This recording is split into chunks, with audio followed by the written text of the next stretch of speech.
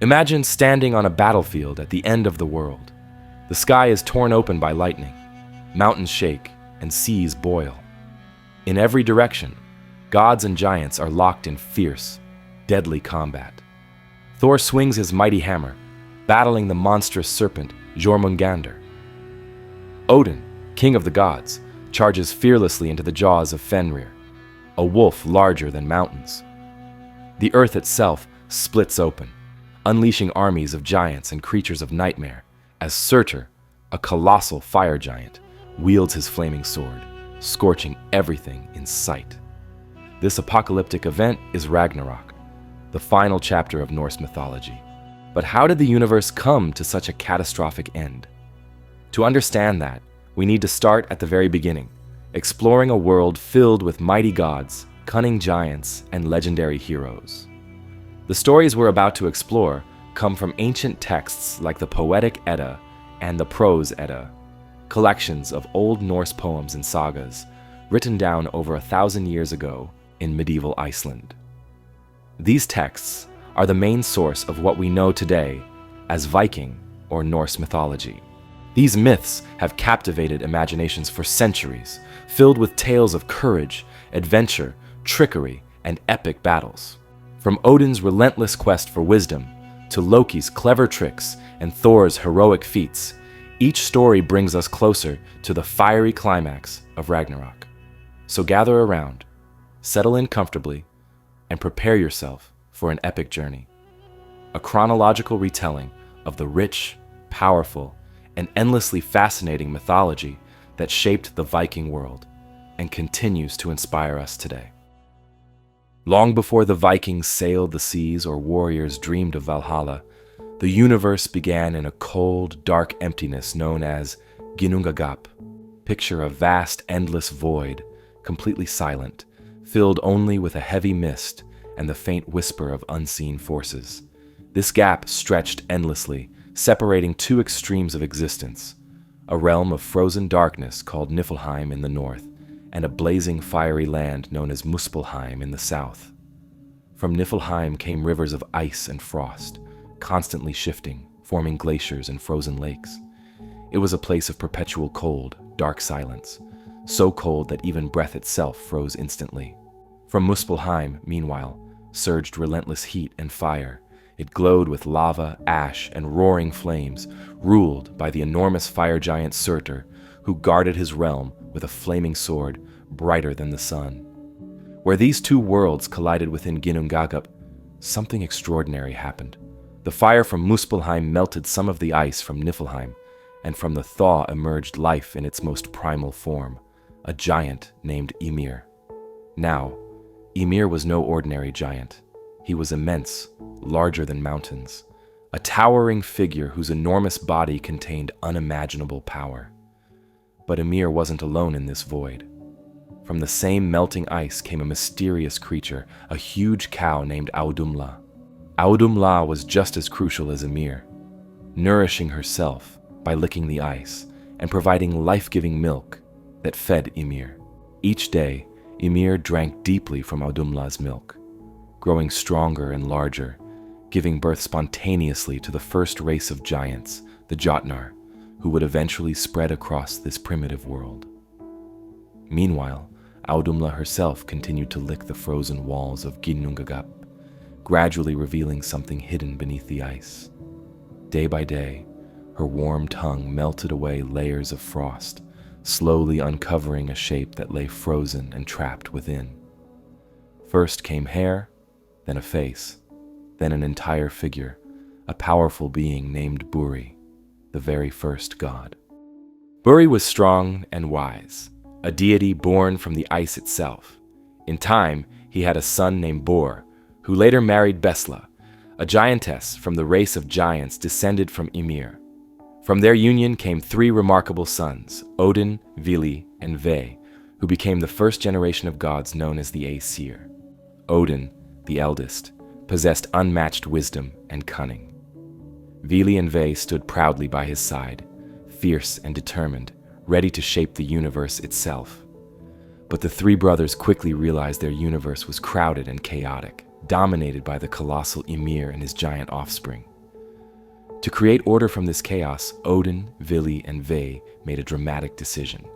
They resolved to slay the giant Ymir. Together, they attacked the sleeping giant, and a fierce battle erupted, shaking Ginnungagap itself. Ymir fought back fiercely, his strength unmatched, but eventually the gods prevailed. Ymir's immense body crashed down, lifeless and still. From Ymir's fallen body, the brothers began the epic task of shaping an entirely new world. They dragged his enormous corpse into the void, using every part of him to build their creation. From Ymir's flesh, the gods formed the earth, calling it Midgard, the realm that would one day become home to humans. From his blood, they created oceans, lakes, and rivers. His mighty bones became mountains and cliffs, and his teeth became jagged stones and rocks scattered across the land. The gods placed his skull high above the earth, forming a great dome to become the sky itself. 4 dwarves were chosen to hold up this sky: Nordri, Sudri, Austri, and Vestri, whose names became the directions north, south, east, and west. Next, they caught sparks and embers flying from Muspelheim, scattering them across the sky, forming the stars, sun, and moon. Night and day began to cycle as the sun and moon chased each other endlessly through the heavens, guided by the gods' design.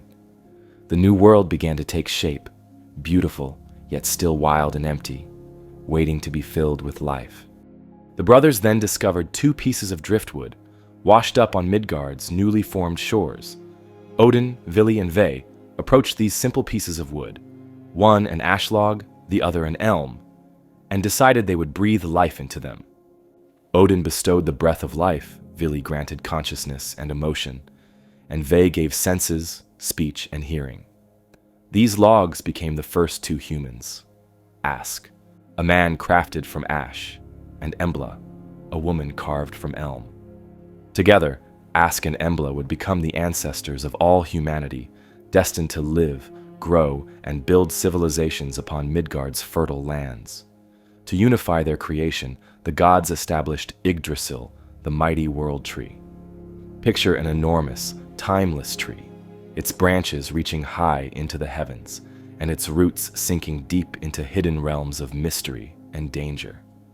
This tree wasn't just a symbol, it was alive, an immense cosmic structure connecting all corners of existence. At the highest branches perched a wise eagle, observing the entire universe. Running up and down the trunk was a cunning squirrel named Ratatoskr, constantly carrying messages and gossip. Deep beneath, chewing relentlessly at the roots, lurked the terrifying serpent Nidhogg, maintaining tension and balance throughout the cosmos. Yggdrasil held together 9 extraordinary worlds, each unique and vibrant, filled with their own inhabitants, adventures, and dangers. Gods, giants, humans, elves, dwarves, and magical creatures lived within these realms, interconnected by the branches and roots of this remarkable tree. With the universe now carefully crafted and bound together by Yggdrasil, the stage was perfectly set for countless legendary stories, stories of bravery, heroism, trickery, and adventure, that would captivate listeners around countless fires for generations, forming the rich tapestry known today as Norse mythology. At the very top of Yggdrasil's branches lay Asgard, the shining realm of the gods, known as the Aesir. Imagine a place filled with golden halls, magnificent palaces, and breathtaking views. Asgard was home to some of the greatest gods in Viking legends. Odin, the Allfather, who we will visit later, ruled wisely from his throne, always searching for deeper wisdom. Thor, who we will also expand on later, was powerful and brave and defended Asgard with his hammer Mjolnir, ready to battle giants and protect humanity. Frigg, Odin's wise and respected wife, held a revered position among the gods, admired for her deep understanding of destiny and fate. She was gifted with the extraordinary power to foresee the future, though she rarely revealed her insights openly. Instead, Frigg quietly influenced events behind the scenes, carefully weaving together threads of fate to protect her family and preserve harmony in Asgard. Heimdall stood guard over Asgard, eternally vigilant against all threats. Known as the Watchman of the Gods, he rarely rested, constantly alert and ready. His senses were extraordinary, his eyesight so keen that he could see clearly for hundreds of miles, spotting even the slightest movement from approaching enemies. His hearing was equally remarkable. It was said he could hear the gentle rustle of grass growing on distant worlds, or even whispers from faraway realms. Heimdall guarded Bifrost, the shimmering rainbow bridge that connected Asgard to Midgard and other realms. With his mighty horn, Gjallarhorn, always at his side, Heimdall stood prepared to blow a thunderous warning, signaling the gods whenever danger approached, especially when the fateful day of Ragnarok drew near. Asgard was bright, beautiful, and powerful, a place where bravery and honor mattered most. Beneath Asgard was Midgard, the human world. Midgard was a vast land of mountains topped with snow, deep forests filled with animals, grassy fields dotted with small farms, and rivers that flowed steadily to the ocean. Everyday people made their homes here, farmers growing crops, warriors training for battle, kings ruling over towns, and families gathered around cozy fires at night, sharing stories of gods and heroes. Life in Midgard wasn't always peaceful, though. The oceans surrounding the human world were stormy and unpredictable, and dangerous creatures sometimes lurked in the shadows, testing people's courage. Thankfully, the humans had the gods watching over them, especially Thor, who often came down from Asgard to protect them from threats. Sometimes the gods visited Midgard secretly, disguised as travelers or elders, quietly helping heroes on their journeys or testing people's bravery. Midgard was a place full of adventures, challenges, and the chance for ordinary people to become heroes in their own right, always watched closely by the gods above. Beyond Midgard lay Jotunheim, the wild and rocky land inhabited by giants, known as the Jotnar. It was a harsh place, filled with towering mountains, icy glaciers, deep valleys, and cliffs battered by powerful winds. The giants themselves were huge, powerful beings whose strength could rival even the mightiest gods. They were known for their quick tempers, cunning minds, and sometimes surprising wisdom. Though many stories painted giants as fierce enemies who enjoyed causing trouble for gods and humans, they weren't purely evil. Some giants, in fact, were wise and fair, offering knowledge and help to those who approached respectfully. Giants often appeared unpredictable, at one moment engaging gods in fierce battles, and at another forming unlikely friendships or even marriages with them. Loki himself came from giant blood, highlighting the complicated relationships between gods and giants. The gods knew to be careful whenever they traveled into Jotunheim. They often disguised themselves or approached cautiously, knowing giants could be quick to anger or eager to play tricks. Another fascinating realm was Alfheim, home to the Light Elves. Alfheim was a beautiful, bright land covered in lush green forests, gentle hills, sparkling lakes, and peaceful meadows. It was said that the skies here always had a soft glow, bathing everything in warm, golden light. The elves who lived here were graceful and magical beings, tall and slender, with eyes that shone gently and movements as smooth as flowing water. These light elves were famous throughout the 9 realms for their magical skills, especially their ability to heal, grow plants, and create things of extraordinary beauty. They crafted stunning objects from silver and gold, delicate jewelry, and clothing woven from soft fabrics and enchanted threads. Although skilled in magic, elves rarely involved themselves in battles or conflicts. Instead, they preferred to live quiet, peaceful lives, tending carefully to nature and using their powers to bring calmness and joy to their surroundings. The god Freyr, known for prosperity and peace, ruled over Alfheim, further highlighting its gentle character. Because of Freyr's influence, Alfheim remained one of the calmest and most harmonious realms, standing out clearly from the rougher lands like Jotunheim. It was a place of serenity, natural beauty, and quiet magic, where life flowed gently, and the elves maintained harmony across their realm. Opposite Alfheim, deep beneath the earth, was the dark realm of Svartalfheim, also known as Nidavellir, the homeland of the dwarves. Unlike the elves, dwarves weren't known for beauty or grace. Instead, they were sturdy, strong, and incredibly skilled craftsmen, famous throughout the Nine Realms for their talent with metals and precious stones. Svartalfheim itself was a shadowy place, filled with vast networks of caves, tunnels, and underground halls. Everywhere you went, you could hear the steady clang of hammers striking metal, the roaring of furnaces, and the bustling of dwarves working tirelessly. These underground forges glowed with the fiery light of molten metal, illuminating the stone walls and glittering gemstones embedded in the rock. The dwarves of Svartalfheim were masters of their craft. They could create powerful, magical items, unlike anything else found in the Norse cosmos.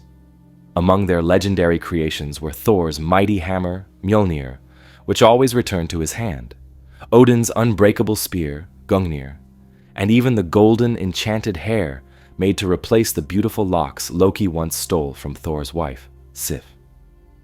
Each dwarf had immense pride in their work, fiercely guarding the secrets of their craft.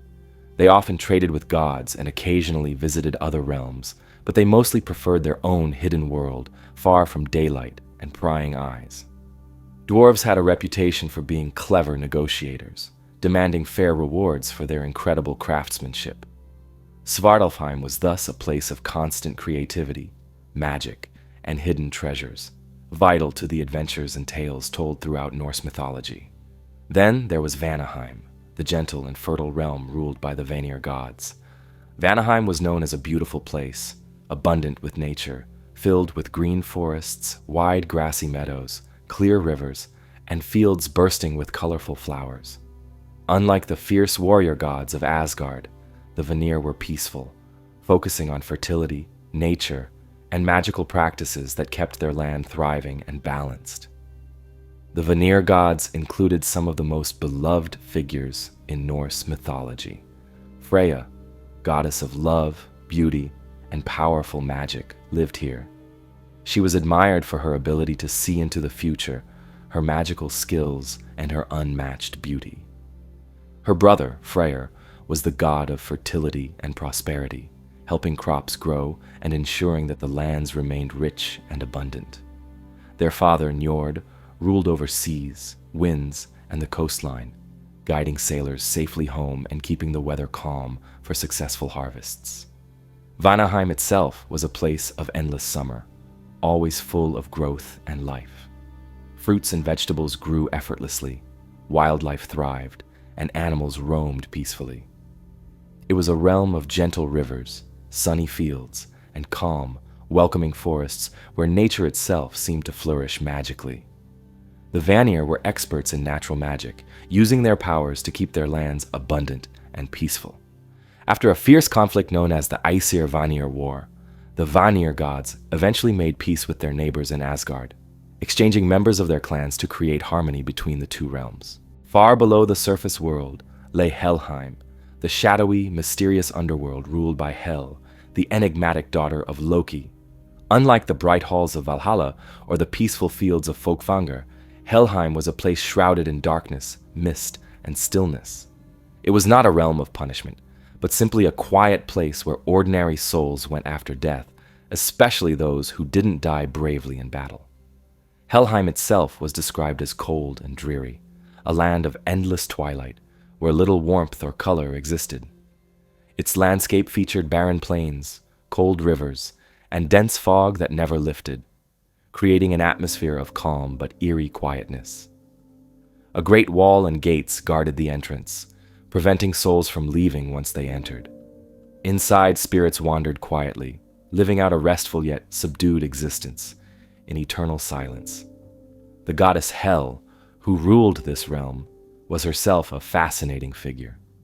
She had a unique appearance, with half of her body beautiful and full of life, while the other half appeared pale, skeletal, and corpse-like.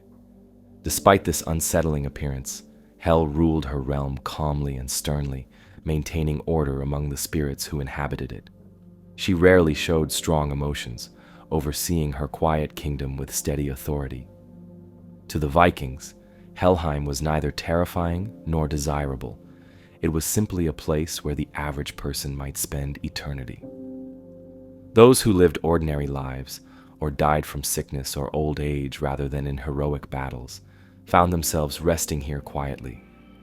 It was a gentle, if gloomy existence, far removed from the endless feasting and fighting enjoyed by warriors in Valhalla, or the peaceful bliss of Freyja's folkvanger. Helheim stood as a quiet reminder of the calm, inevitable end awaiting most, carefully watched over by Hel herself, the guardian of the silent dead. Finally, at opposite ends of the Norse cosmos were two realms of extreme conditions, Niflheim and Muspelheim.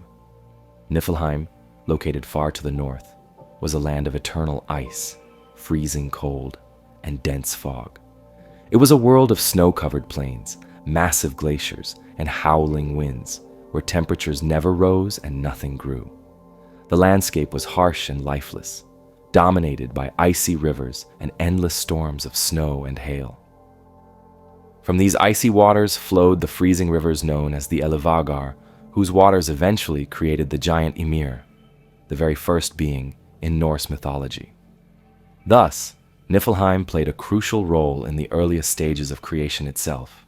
At the opposite end of the universe was Muspelheim, a realm of fire, heat, and molten rock. Muspelheim burned with constant flames and rivers of lava that never cooled.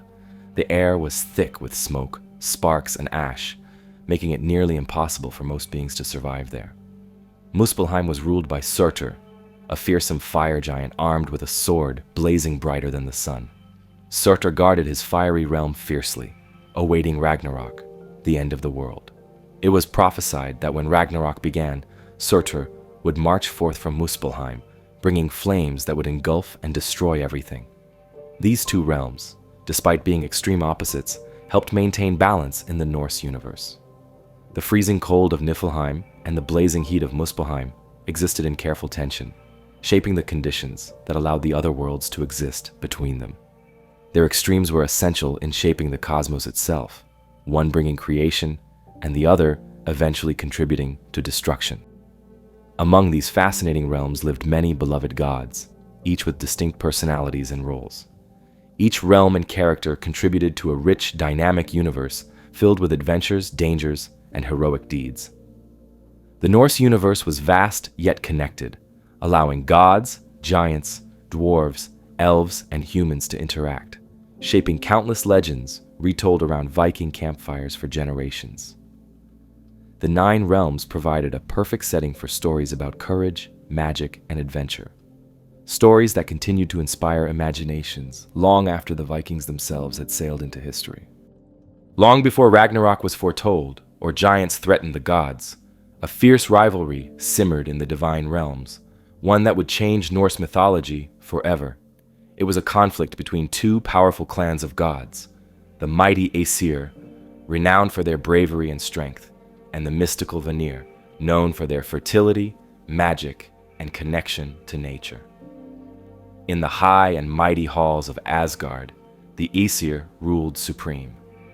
Led by Odin, the All-Father, this group of warrior gods valued bravery, honor, and heroic deeds.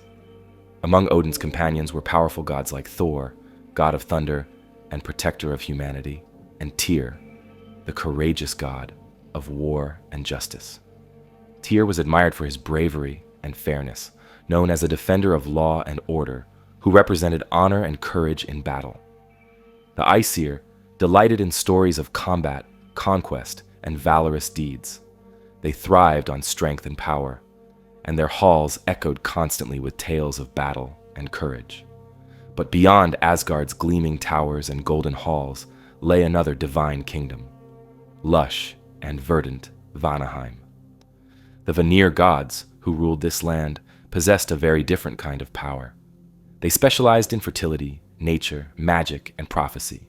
Unlike their warrior-like counterparts, the Vanir placed immense value on peace, prosperity, and the cycles of nature. Key among these gods were Njord, lord of the seas and winds, and his twin children, Freyr and Freyja, who embodied beauty, fertility, prosperity, and magic. Freyja, especially, was known far and wide for her remarkable ability to shape fate and see into the future, skills the Aesir both admired and feared. Initially, the two groups lived separately, respecting each other's boundaries, but suspicion and mistrust slowly grew between the realms. The Aesir, who thrived on might and direct combat, found the Vanir's mysterious magic unsettling. To them, the ability to alter reality or foresee the future seemed both suspicious and dangerous. The Vanir, on the other hand, saw the Aesir as reckless warriors, too quick to resort to violence and war, lacking the subtlety needed to ensure lasting peace and prosperity. Things reached a boiling point when a Vanir goddess named Gullveig visited Asgard. Gullveig was beautiful, enchanting, and deeply gifted in the magical arts. Her arrival fascinated the gods of Asgard, who had never encountered such powerful sorcery. Initially welcomed, Gullveig quickly began to exert considerable influence through her prophetic powers, stirring jealousy and suspicion among the Aesir. Believing Gullveig's magic dangerous, the Aesir reacted harshly. In a desperate attempt to rid themselves of her troubling influence, they seized Gullveig and tried to destroy her by fire. Yet, astonishingly, each time they attempted this, Gullveig emerged unharmed from the flames, reborn, and stronger than ever. 3 times the gods of Asgard burned her, and 3 times she returned alive, laughing defiantly at their futile attempts. Furious and frightened by this unkillable enchantress, the Aesir named her Hyder, meaning bright or radiant, and drove her from Asgard, vowing never to trust such magic again. When news of this treatment reached the lush and fertile fields of Vanaheim, the Vanir gods felt deeply insulted. To them, the attack on Gullveig was an unforgivable offense, a betrayal of hospitality and peace.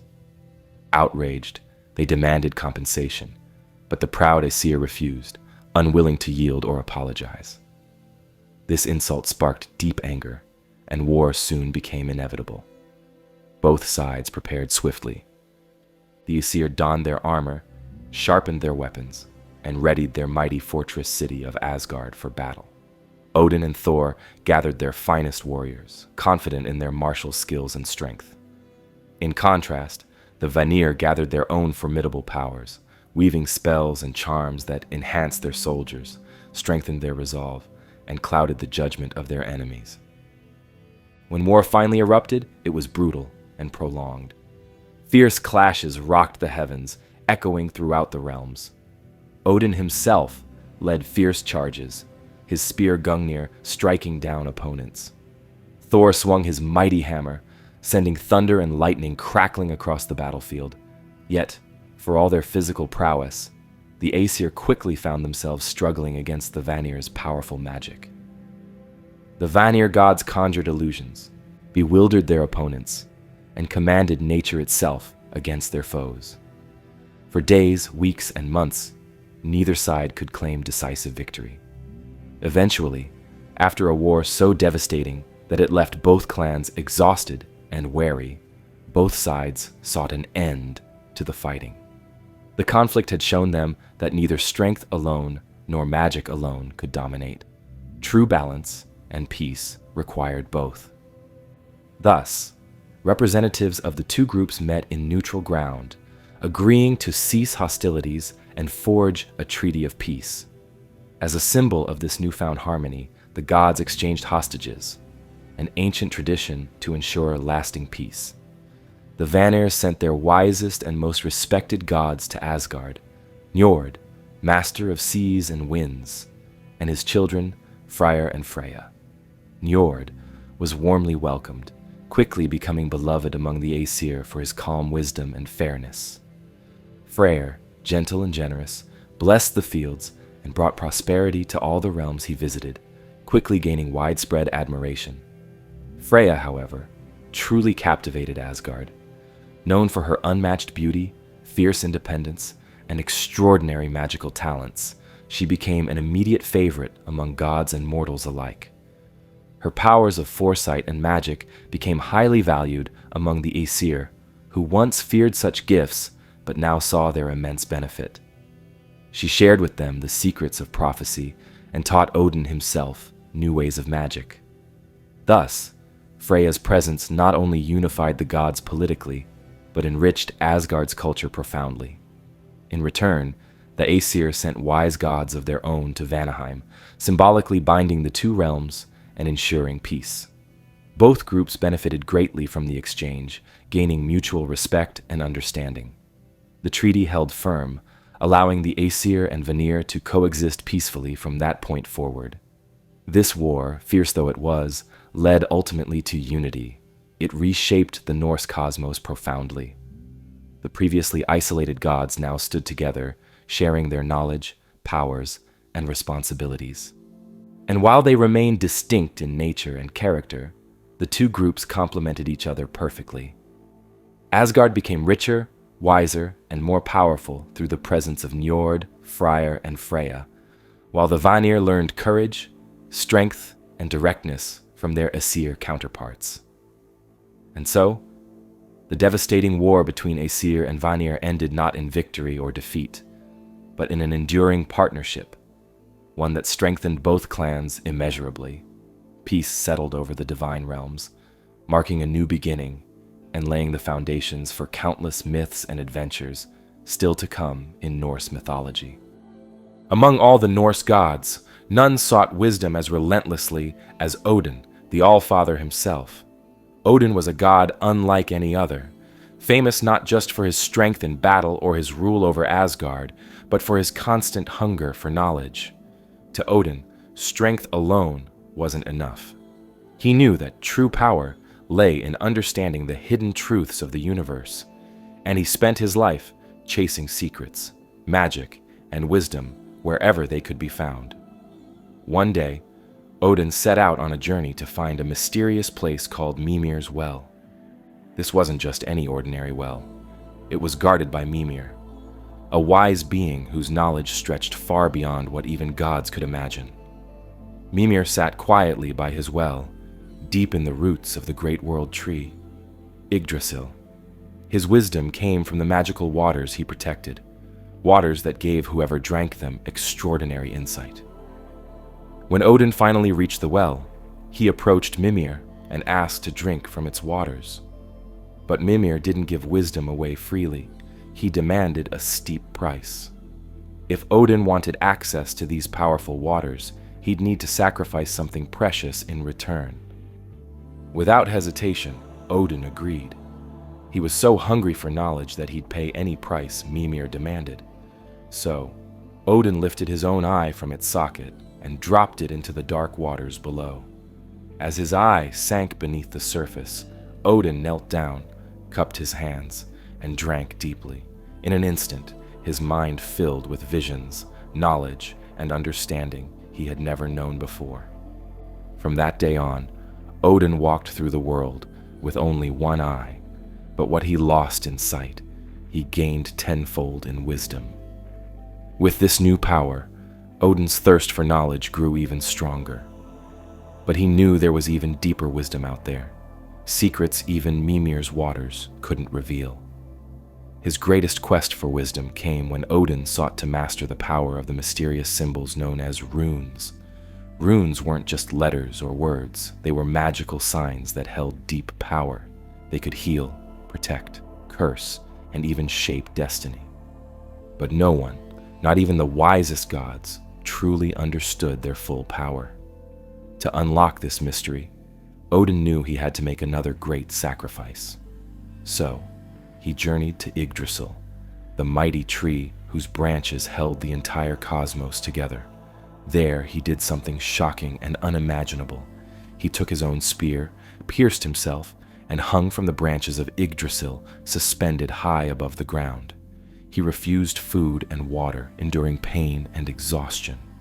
For 9 long days and 9 long nights, Odin hung there, staring downward into the endless void below. On the 9th night, just as his strength was fading completely, something incredible happened. Odin finally saw the runes appear beneath him, shining brightly in the darkness. They revealed their secrets to him, and in that moment, Odin learned how to harness their powerful magic. With his last bit of strength, he pulled himself free from the tree, falling to the ground, transformed. He now understood the runes, their hidden meanings, and their incredible power. Odin's relentless quest didn't end there. He spent his life traveling the 9 realms, always searching for deeper knowledge, always watching and listening. To help him gather secrets from across the worlds, Odin relied on special companions, creatures who could venture where he could not. 2 ravens named Hugin and Munin were his most trusted helpers. Every morning, these clever birds would fly out from Odin's throne in Asgard. They'd soar across Midgard, Jotunheim, Vanaheim, and even the dark corners of Helheim. Hugin, whose name means thought, and Munin, whose name means memory, gathered news, secrets, and stories from everywhere they went. Each evening, they returned to Odin, perched on his shoulders, and whispered all they had seen and heard.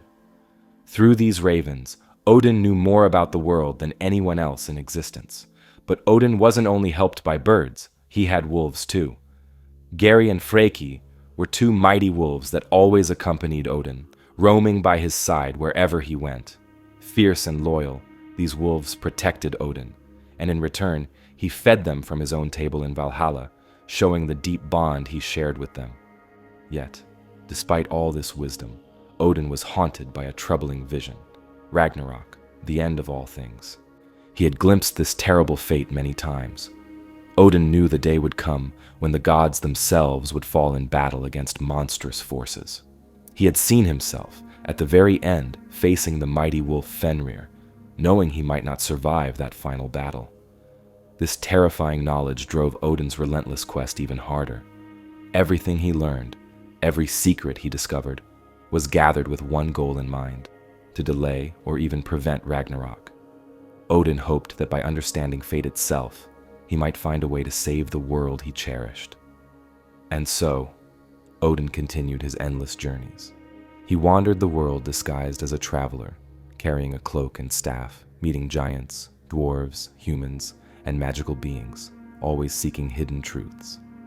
In Midgard, humans sometimes encountered this mysterious figure, never knowing they were speaking with the Allfather himself. Odin listened closely to their stories, studied their wisdom, and tested their courage. His wanderings made Odin not just wise, but incredibly crafty. He learned to use words to outsmart enemies, use runes to weave powerful spells, and wield his wisdom to protect Asgard and Midgard alike. Even other gods looked up to him, knowing that Odin's wisdom was their greatest strength against the threats to come. Despite his heavy burden, Odin never stopped searching. He never rested, never grew complacent. Driven by visions of Ragnarok and a desire to protect his beloved realms, he pressed on relentlessly, collecting knowledge and secrets like a warrior collecting armor. Odin's quest for wisdom shaped him into the greatest and most respected god among the Norse pantheon.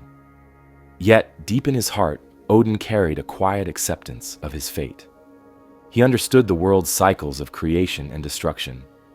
He knew Ragnarok might be unavoidable. Still, he pressed on, determined to equip himself and his fellow gods with every bit of wisdom they might need when the final battle arrived. This was Odin, the one-eyed god of wisdom, magic, and strategy. With ravens perched on his shoulders, wolves by his side, and runes at his fingertips, Odin stood prepared. No matter what fate awaited him, he was ready, armed not just with weapons or strength, but with the greatest power of all, wisdom. If Odin was known for his endless pursuit of wisdom, Thor was famous for something simpler: strength. He was the strongest god in all of Asgard, powerful, fearless, and fiercely loyal. Wherever danger threatened, whether gods or humans, Thor appeared swiftly, ready to swing his mighty hammer. Thor wasn't just strong, he was also known for being quick-tempered, brave, and a little hot-headed. Yet beneath his tough exterior, Thor genuinely cared about protecting gods, humans, and all the 9 realms. While Odin searched for knowledge to prevent disaster, Thor faced each threat directly, standing proudly as humanity's tireless defender. At his side was the legendary hammer called Mjolnir. Forged by master dwarf smiths, Mjolnir was no ordinary weapon. It could level mountains, shatter stone, and unleash storms of lightning and thunder. Best of all, whenever Thor threw it, it always returned magically to his hand. But Thor also wore a special belt named Megingjord, created by the dwarves as well. This belt doubled his already incredible strength, making Thor virtually unbeatable in battle. One legendary tale that showed Thor's incredible might involved the giant Hrungnir. Hrungnir was one of the strongest giants from Jotunheim, boasting loudly that he could easily defeat Thor. When Thor heard this boast, he grew furious and challenged the giant to a duel. The gods invited Hrungnir to Asgard, but soon regretted their hospitality, as the giant behaved rudely, drinking far too much and insulting the gods at every chance. Thor decided to settle things immediately. He confronted Hrungnir, demanding a fight outside Asgard's walls. Hrungnir, never one to back down, eagerly agreed. Hrungnir prepared for battle, bringing with him a massive stone shield and a huge weapon made of solid rock. Thor arrived confidently, hammer at the ready. As they charged towards each other, Hrungnir hurled his massive weapon straight at Thor. Thor hurled his hammer, Mjolnir, in response. The two weapons collided mid-air, causing a deafening crash that echoed throughout the realms. Hrungnir's stone weapon shattered into countless pieces, but Mjolnir continued, unbroken, striking Hrungnir directly, instantly defeating the giant. Thor's hammer was unstoppable, yet a tiny shard of Hrungnir's stone lodged itself into Thor's head, slightly injuring him. Although Thor easily won the battle, this small injury annoyed him greatly. Thankfully, the gods quickly removed the troublesome shard, and Thor's reputation as the greatest warrior remained unmatched. Another famous story about Thor wasn't quite so serious. It was downright hilarious. One morning, Thor woke up and realized, to his horror, that Mjolnir had vanished. His mighty hammer was gone. Without Mjolnir, Thor felt helpless, vulnerable, and embarrassed. He stormed through Asgard, searching furiously, until the trickster god Loki uncovered the thief. The giant Thrym had secretly stolen Mjolnir. Thrym refused to return it, unless Freyja, the beautiful goddess, agreed to marry him. Freyja was furious at the suggestion and refused outright.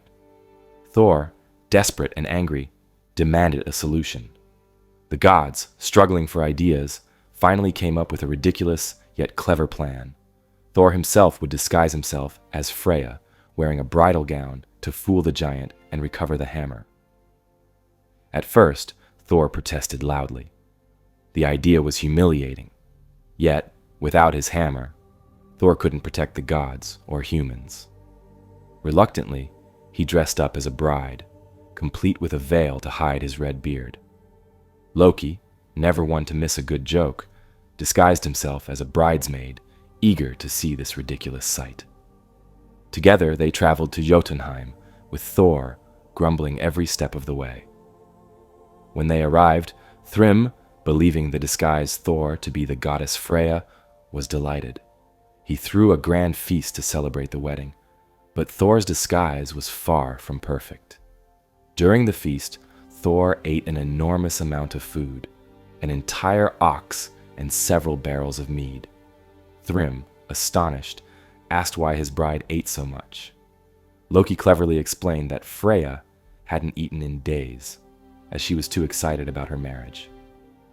Suspicious, Thrym moved closer and peeked under the veil, noticing the bride's fiery red eyes glaring fiercely.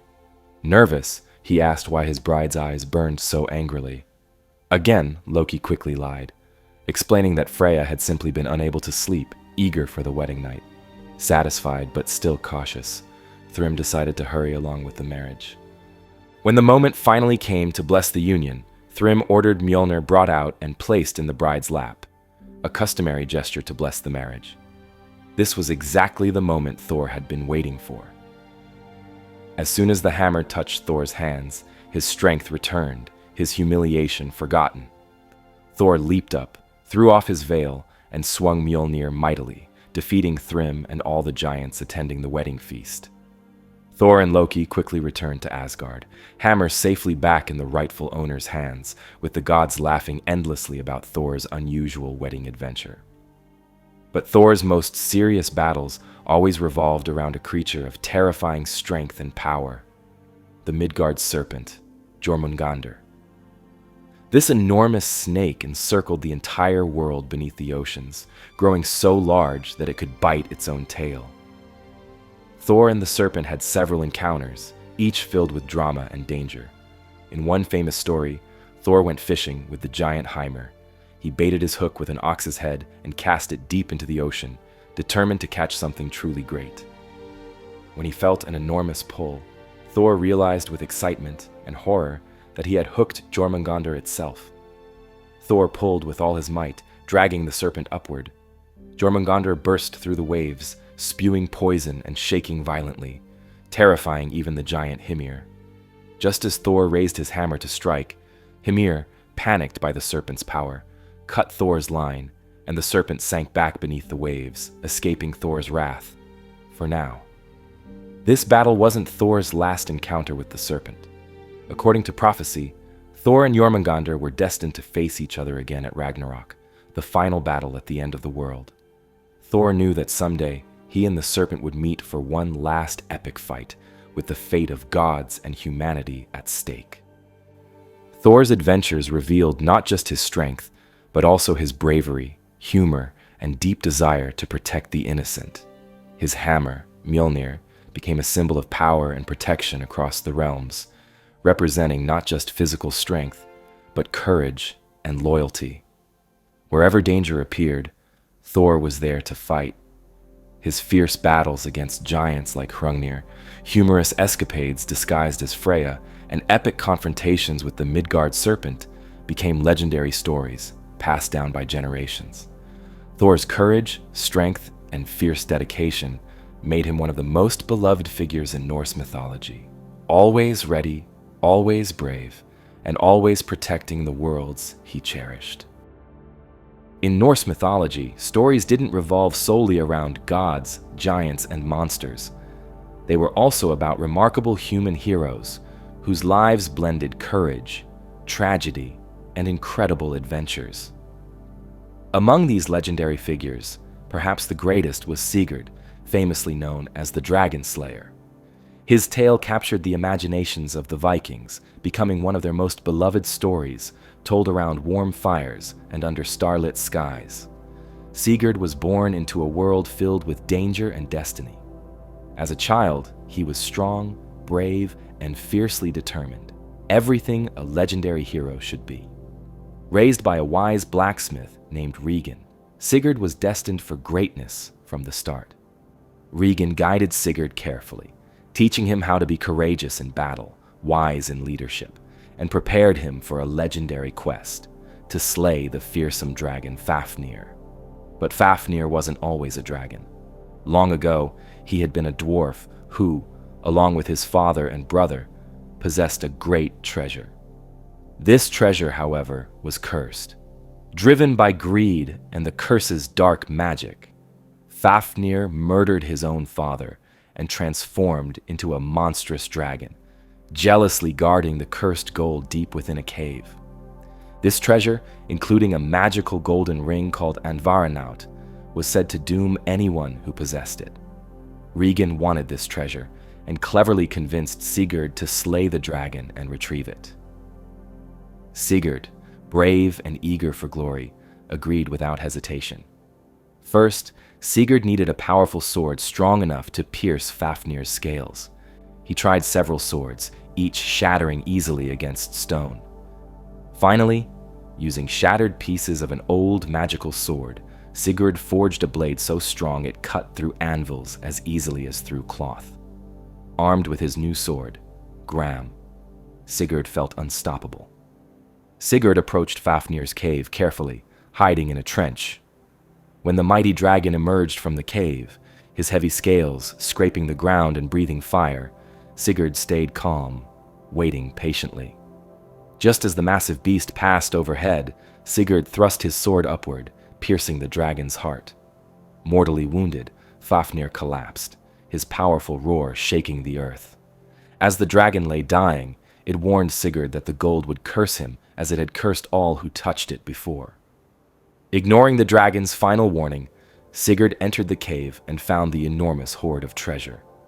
He took the golden ring, not realizing its curse was already at work. Sigurd cooked and tasted the dragon's heart, accidentally gaining magical powers, including the ability to understand birds. The birds warned him of Regan's betrayal. His old mentor planned to kill him for the treasure.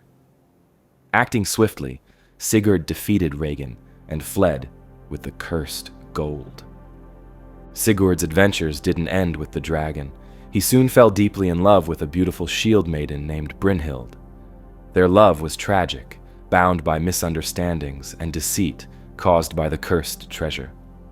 Sigurd married another woman, Gudrun, due to magic and trickery, breaking Brynhild's heart.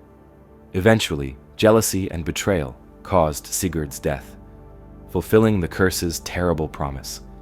The saga of Sigurd, filled with bravery, tragedy, and doomed love, became legendary, teaching that even great heroes could be brought down by fate and greed. Another hero famous among Vikings was Ragnar Lothbrok, a figure whose story blurred reality and myth. Ragnar was a fearless warrior, a legendary king known for his bravery, wit, and incredible adventures. Stories told how Ragnar fearlessly battled armies, conquered kingdoms, and fought mythical beasts.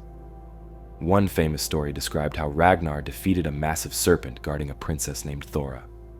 Ragnar wore armor covered in tar and sand to protect himself from the serpent's venom, a tactic that earned him fame across Viking lands. Ragnar's legend grew so vast it was difficult to separate historical fact from fiction, but Vikings admired him for embodying true heroism, courage, and the spirit of adventure. For Vikings, heroes like Sigurd and Ragnar symbolized their core beliefs about courage, honor, and destiny. Vikings viewed death differently from most cultures. They believed dying bravely in battle was the greatest honor a person could achieve. Warriors dreamed of glory, hoping to earn an eternal place among the gods in Valhalla, the greatest hall of heroes. Valhalla wasn't just a place. It was a warrior's paradise, ruled by Odin himself. Only the bravest warriors, those who died honorably in battle, were chosen for Valhalla. After falling in combat, a warrior's spirit didn't fade quietly.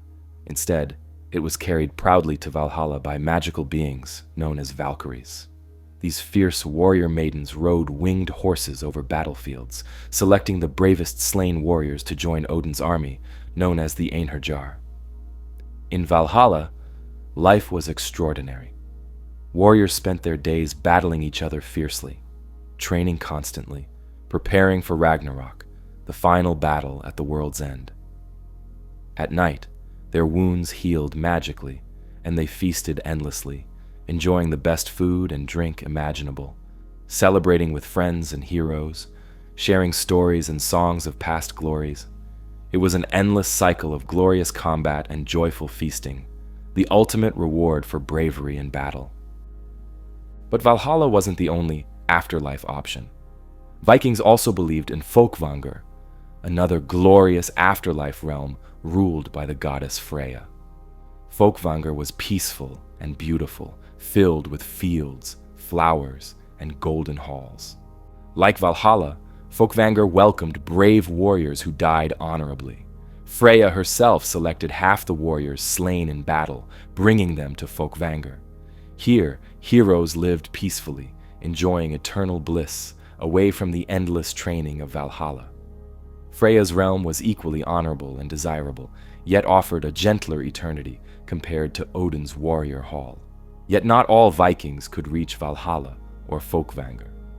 Those who died ordinary deaths, away from battle, went to a darker, colder place called Helheim.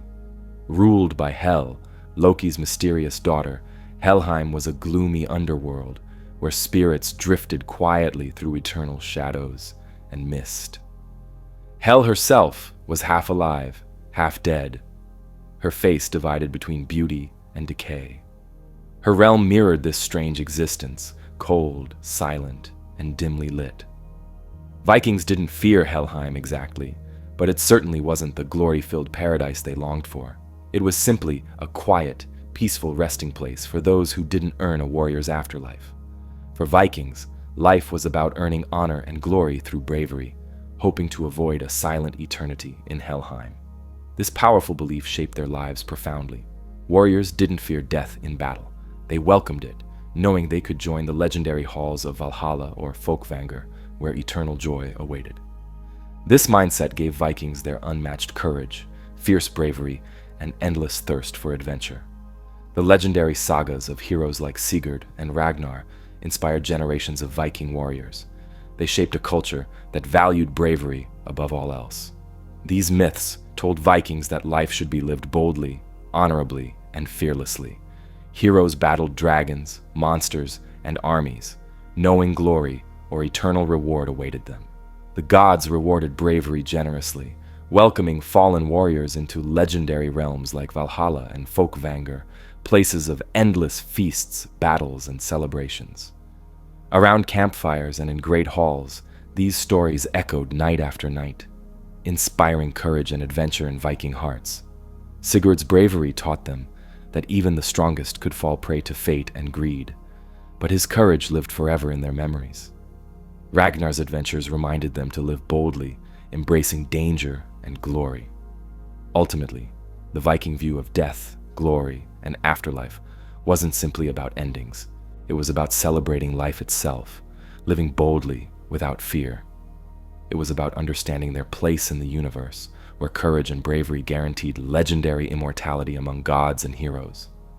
Stories of legendary heroes, epic quests, and eternal halls like Valhalla and Folkvanger created a culture unlike any other, shaping the Viking Age and leaving an unforgettable legacy still felt today. In Asgard, the bright and golden city of the gods, there was one god who was loved above all others, Baldur, son of Odin and Frigg. Baldur wasn't just popular, he was adored. Known for his kindness, beauty, and fairness, Baldur brought joy and warmth wherever he went. His very presence lit up rooms, and laughter followed him like sunlight. Baldur was so beloved by all creatures that simply mentioning his name brought smiles to faces and peace to hearts. Yet, despite his happiness, Baldur began to have terrible nightmares, visions of dark and violent events that hinted at tragedy and sorrow.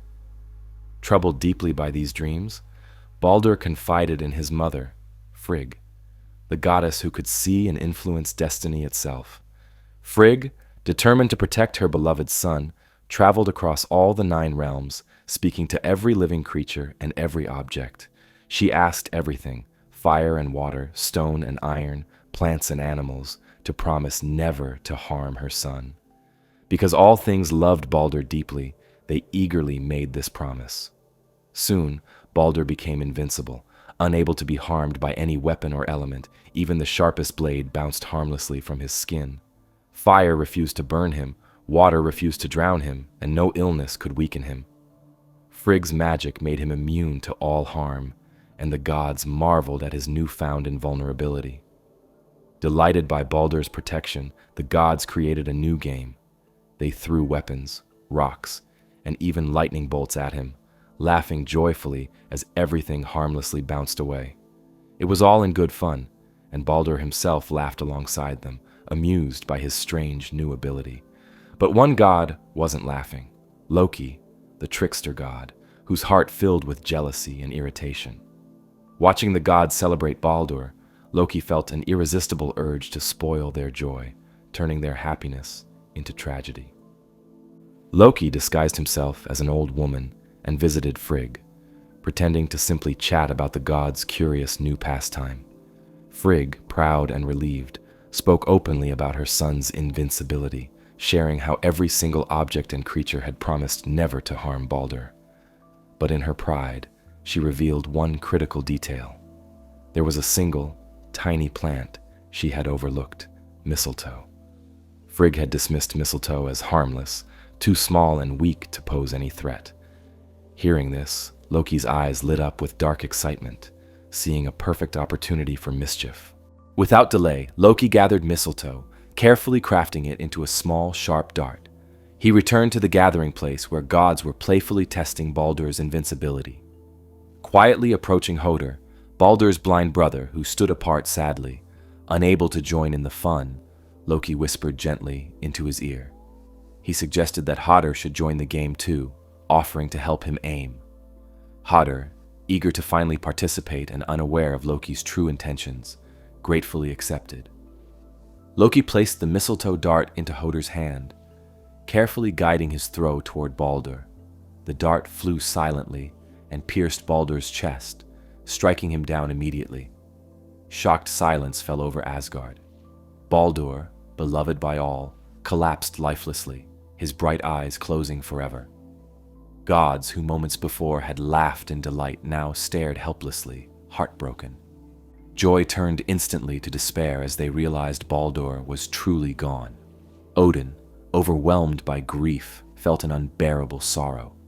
Frigg cried openly, her tears filling the hearts of everyone around her with unbearable sadness. Hodor stood frozen in horror, confused and deeply remorseful, unable to comprehend what had happened. Yet no one felt more satisfaction than Loki, hidden in the shadows. His trick had worked perfectly, creating chaos and grief, his greatest delight. But Loki underestimated how deeply Baldur was loved. Immediately, the gods turned their grief into action, desperate to undo this tragedy. They decided to send Hermod, another of Odin's sons and Baldur's brother, on an urgent journey to Helheim, the realm of the dead, hoping to plead for Baldur's return from Hel herself. Hermod bravely mounted Odin's fastest horse, Sleipnir, and raced swiftly down the perilous road to Helheim. For 9 days and nights, he traveled through dark, cold paths until he reached Hel's shadowy kingdom. Hel sat calmly upon her throne, half beautiful and half dead, listening silently to Hermod's desperate request. Eventually, Hel spoke. She would permit Baldur's return, but only if every single creature, object, and being across all 9 realms wept openly, demonstrating universal grief for Baldur's loss. Hermod thanked Hel gratefully and rushed back to Asgard, bringing hope to the heartbroken gods. Frigg sent messengers everywhere, spreading Hel's conditions. Across every realm, every creature, great and small, cried deeply for Baldur. Giants, dwarves, elves, animals, stones, even mountains shed tears, hoping to bring Baldur back. But as the messengers approached a cave in Jotunheim, they encountered an old giantess named Thok. When asked to weep, Thok stubbornly refused, stating coldly that Baldur's return was meaningless to her. Thok's refusal sealed Baldur's fate, trapping him forever in Helheim. What no one realized was that Thok was none other than Loki himself, disguised once again, ensuring Baldur's tragic fate remained permanent. When the gods discovered Loki's role, their grief turned to anger. Loki fled quickly, hiding deep in the mountains, transforming himself into various creatures to evade capture. But eventually, the gods tracked him down. After a fierce struggle, they captured Loki and dragged him to a dark and isolated cavern deep underground. They chained him to a massive rock, ensuring he couldn't escape. Above his head, they placed a venomous snake, whose deadly poison slowly dripped onto his face, causing unbearable pain. Loki's faithful wife Sigyn remained loyally at his side, catching the venom in a bowl to ease his suffering. Yet, whenever she emptied the bowl, the poison struck Loki again, forcing him to endure constant agony. Loki's imprisonment deepened hatred and bitterness in his heart, intensifying his desire for revenge. In his pain, Loki vowed that when Ragnarok came, he would break free and unleash chaos upon the gods, finally settling old scores. As Loki suffered endlessly, tensions rose across the realms. Baldur's death had shattered peace and harmony among the gods, signaling that darker times were swiftly approaching. In the wake of Baldur's death, the gods felt increasingly restless and worried. They understood this tragedy was no ordinary event. It was a sign, a terrifying signal that Ragnarok, the great and final battle, drew closer each day. Without Baldur's joyful presence, the mood in Asgard became grim. The gods no longer trusted each other fully, constantly fearful of new betrayals or tragedies. Baldur's death marked a turning point, shifting Asgard from bright hopefulness toward inevitable doom. Prophecies became more urgent. Whispers about Ragnarok echoed louder, and every god prepared cautiously, knowing the end of everything was near. Odin increased his search for knowledge, hoping desperately for a way to avoid or survive Ragnarok. Thor prepared himself mentally and physically, knowing he must face terrible battles against monstrous enemies like the Midgard serpent. And Loki, bound and suffering beneath the serpent's poison, waited patiently, determined to unleash his wrath against those who imprisoned him. In this darkening world, Baldur's tragedy became legendary, a heartbreaking tale reminding gods and humans alike how fragile joy and peace truly were.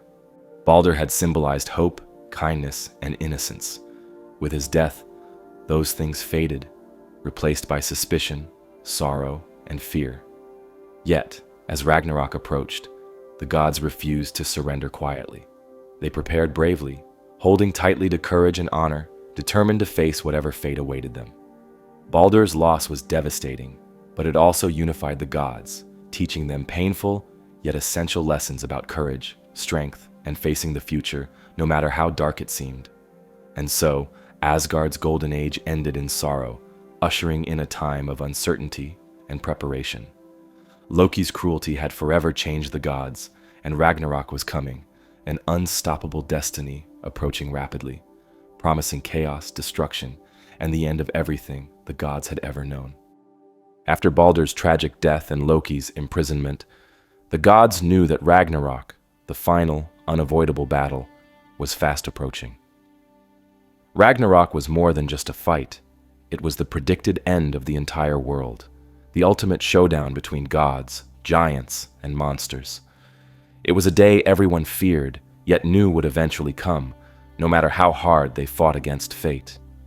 Prophecies had long warned of Ragnarok, giving clear signs to watch for. First came the dreaded Fimbulwinter, a terrible winter that lasted 3 long, bitter years. This wasn't just any ordinary winter. It brought endless storms, fierce snow, and biting cold that never seemed to end. Crops failed, animals perished, and even brave warriors struggled to survive. With food scarce and the land frozen solid, humans fought desperately amongst themselves, driven by hunger and fear. As Midgard froze, chaos spread through all 9 realms. Giants, sensing weakness, became bold, emerging from their hidden lands to challenge gods openly. Great earthquakes shook mountains and cracked open deep chasms, unleashing powerful beasts and dark spirits from beneath the earth. The skies turned dark, stars disappeared, and fear swept through all creatures. This was exactly what the prophecies had described, the signs that Ragnarok had finally begun. In the depths of this darkness, Loki broke free from his prison, shaking off his chains with a fury fueled by years of agony. Free once again, Loki quickly joined forces with the giants, becoming their leader and mastermind.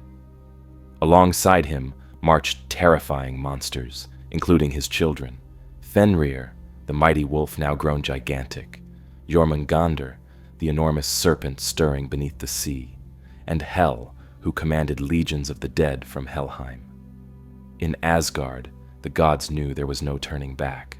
Odin summoned the bravest warriors, the Einherjar from Valhalla, heroes who had spent centuries preparing for this moment. These fallen warriors, hand-picked by Valkyries and trained in endless daily battles, stood proudly beside the gods. Thor gripped his hammer, Mjolnir, ready to face his old foe, the Midgard serpent. Odin, fully aware of his grim destiny, prepared himself to battle Fenrir, the monstrous wolf who had haunted his dreams. Freyr, the god of fertility and peace, armed himself bravely, knowing he must fight Surtur, the giant, whose flaming sword would threaten to burn everything in existence. When the armies finally assembled, the ground trembled beneath their feet. The gods and their brave warriors marched solemnly, knowing their chances were slim, but fighting nonetheless, determined to face whatever fate awaited them. Across the battlefield, Loki's forces roared fiercely, eager to destroy everything the gods stood for. With a mighty clash, the final battle began. Swords rang sharply against shields, spears flew, and shouts echoed loudly, filling the air with chaos.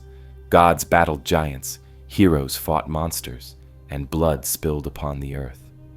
Among the duels that defined Ragnarok, none were more dramatic or intense than those involving the gods themselves. Thor faced off against Jormungandr, the Midgard serpent. Their rivalry had lasted centuries, and now finally the two enemies met face to face.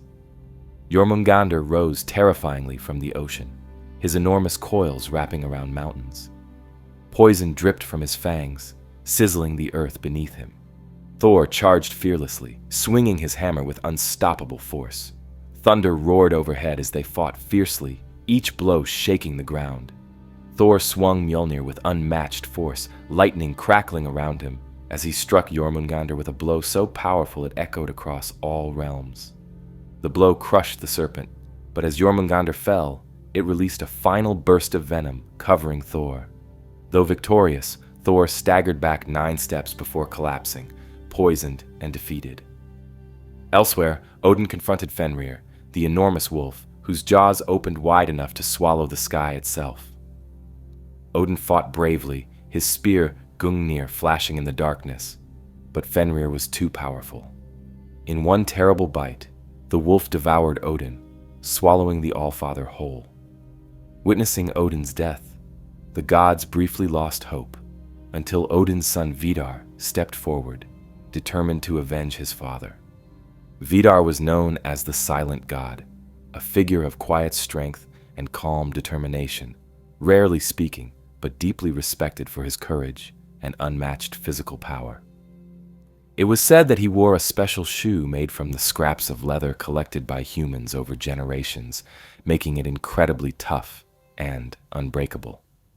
Using his immense strength and aided by this powerful shoe, Vidar pressed his foot firmly against Fenrir's lower jaw, then grasped the wolf's upper jaw with both hands. With a mighty effort, he tore the monstrous wolf apart, finally ending Fenrir's deadly threat and avenging Odin's fall.